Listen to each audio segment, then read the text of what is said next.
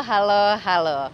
Kita mau ngasih tahu nih ya, kalau lepas masker, taruhnya di kantong, jangan taruh di leher, apalagi taruh di atas mata.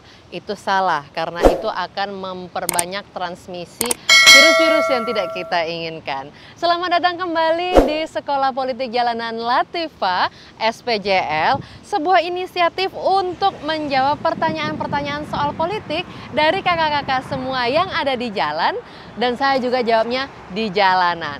Wah, saya sudah nggak sabar nih untuk menjawab pertanyaan-pertanyaan di SPJL kali ini. Pertanyaan pertama ada dari Adinda. Halo, saya Adinda. Saya ingin bertanya, untuk pertanyaan pertama, adakah durasi untuk pemasangan baliho untuk berkampanye? Karena sering saya temui atau jumpai banyak sekali baliho di pinggir jalan untuk berkampanye. Nah, ada. Jadi masa untuk baliho atau billboard untuk stay di sebuah tempat selama masa kampanye itu ada. Dan memang itu diperbolehkan selama masa periode kampanye di ruang terbuka.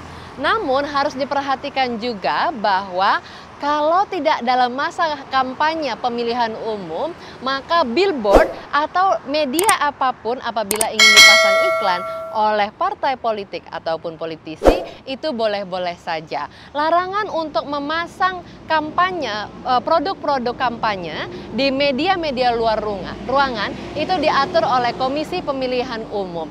Sehingga kalau kita misalnya berkaca kembali ke tahun 2019, maka ada peraturan di mana kampanye luar ruang itu ditata untuk periode-periode selama beberapa bulan di tahun 2018 hingga akhirnya masuk ke masa periode pemilihan umumnya itu sendiri ke hari H.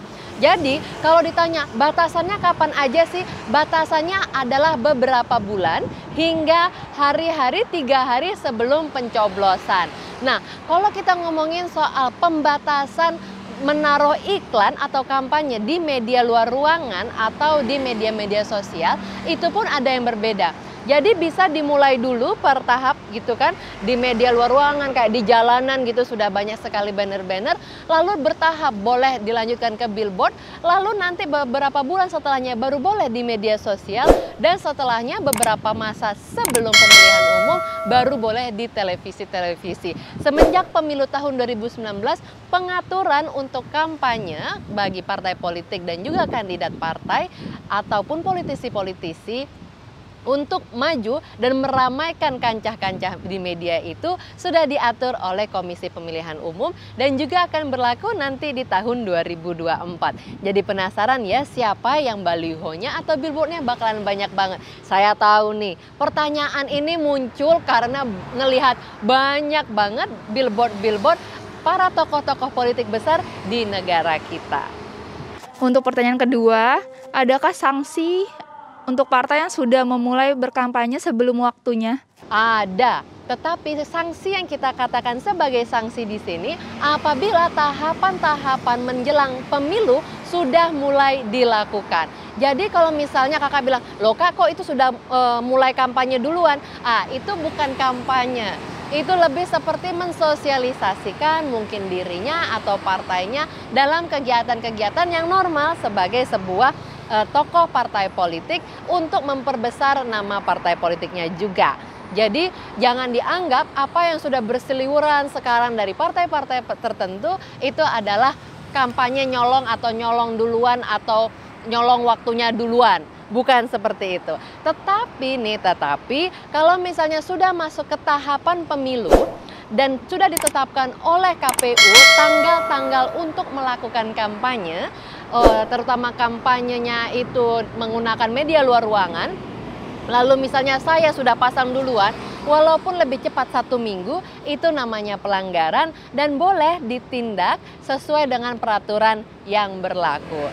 Jadi karena sekarang tidak dalam masa pemilu, tidak dalam masa kampanye juga, maka itu bukan sebagai iklan-iklan seperti itu tidak dianggap sebagai nyolong waktu kampanye duluan.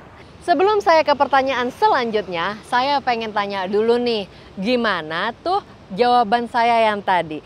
Cukup memuaskan nggak buat kakak-kakak sekalian? Kalau pengen ada yang bertanya, jangan hanya tulis di komen, tetapi kakak bisa mengirimkan videonya melalui email ke spjl@latifa.com. Dengan begitu, saya dapat menjawab pertanyaan kakak dimanapun di tanah air ini dan masukkan itu ke episode SPJL berikutnya. Saya tunggu pertanyaannya di spjl@latifa.com. Jangan lupa premier setiap hari Rabu jam 7 malam. Saya akan masuk ke pertanyaan berikutnya. Halo, perkenalkan nama saya Oktaviana. Saya mau bertanya, apa sih yang membuat kaum milenial itu tertarik kepada sebuah partai politik? Kalau kita berpikir, bertanya-tanya apa sih yang membuat milenial atau generasi Z tertarik sama partai politik, itu menurut saya karena semangat perubahan yang mau dilakukan oleh partai politik tersebut. Seperti saya melihat banyak anak-anak muda yang bergabung ke Partai Nasdem karena ingin melakukan hal-hal kecil hingga hal-hal besar untuk lingkungannya dan agar dia bisa memberikan impact positif di daerahnya. Bahkan 6 dari 10 kader Partai Nasdem adalah anak muda yang terdiri dari generasi Z dan juga milenial. Jadi kalau kakak-kakak yang di rumah berpikir memang apa yang menarik bagi milenial untuk masuk ke partai politik, ada semangat pergerakan, semangat perubahan yang dibawa oleh partai politik tersebut yang tentu memberikan tempat kepada anak-anak muda yang baru bergabung untuk bisa berkontribusi lebih kepada Indonesia. Pertanyaan kedua, bagaimana cara partai politik itu mengajak kaum milenial untuk bergabung kepada sebuah partai politik?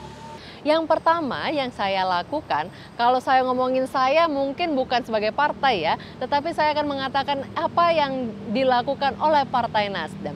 Tentu saja Partai Nasdem menunjukkan bahwa anak-anak muda mendapatkan tempat yang oke-oke di Partai Nasdem tanpa mengantri panjang sekali. Dan kita bukan ngomongin antrian kayak ngantri beli es krim gitu ya, tetapi di Partai Nasdem percaya dengan merit system, bahwa mereka yang berkualitas, mereka yang berprestasi, mereka yang mau bekerja keras, mereka bisa berada di garda terdepan membantu Partai Nasdem, membantu masyarakat mengaspirasikan apa yang sesuai dengan cita-cita Partai Nasdem. Nah, kalau mau tanya visi dan misi Partai Nasdem bisa cek di muda.nasdem.id, dan kalau mau dicek apakah itu partai politik bisa dicek di episode SPJL sebelum ini.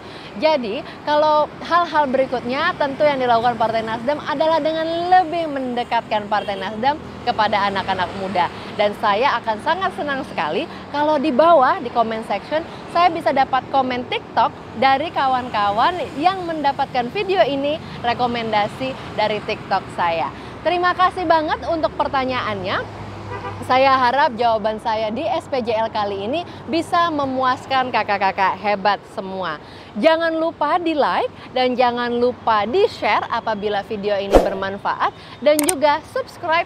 Semoga kakak-kakak mendapatkan notifikasi kalau klik bunyi lonceng ini ya, agar video saya yang berikutnya kakak bisa langsung nonton setiap hari Rabu jam 7 malam lewat YouTube dan Facebook Watch. Sekali lagi saya mau ngasih ingat, kalau mau kasih video pertanyaan ke saya bisa langsung kirimkan dalam format landscape seperti ini ke spjl@latifa.com. Segitu dulu SPJL kali ini. Terima kasih banyak. Sampai jumpa di SPJL berikutnya.